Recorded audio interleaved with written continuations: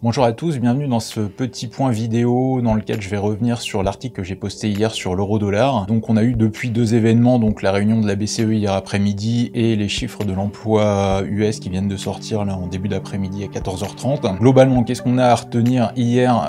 Mario Draghi, en fait, s'est contenté de confirmer un petit peu la politique monétaire de la BCE, n'a pas vraiment apporté de nouvelles, il s'est contenté de faire quelques remarques sur la crise italienne en évoquant selon lui qu'une sortie de bon sens, j'ai envie de dire, finirait par arriver. Sur ce qui est des chiffres de l'emploi US qu'on a eu tout à l'heure, on a eu une croissance américaine qui a été meilleure que prévu à 3,5% et un chiffre du trimestre précédent qui a été révisé à la hausse, donc des chiffres plutôt bons. Pour autant, donc ce qu'on voit en fait depuis 48 heures globalement, c'est qu'on a toujours une pression baissière sur l'euro-dollar. Donc pour tout vous dire, moi ça a fait plutôt mes affaires, puisqu'avec mes abonnés on était placé donc sur la baisse de l'euro-dollar, comme vous le voyez sur le graphique, avec la rupture qu'on a eu mercredi d'une belle zone horizontale intraday, donc type de signal que j'affectionne donc dans mon service. Vous voyez, on s'est placé à la baisse donc sur la rupture, le petit cercle noir que vous voyez sur le graphique. Avant le week-end et enfin cette fin de semaine, on a encaissé un petit gain de 20% sur le reste de nos puts. Donc aujourd'hui, on est liquide sur cette position.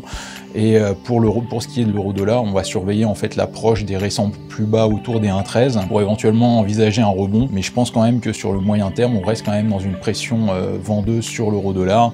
Et je pense qu'on peut aller voir plus bas que les 1,13 dans les prochaines semaines et prochains mois. Merci à tous de votre attention, bonne fin de semaine, bon week-end et à très vite pour une nouvelle vidéo.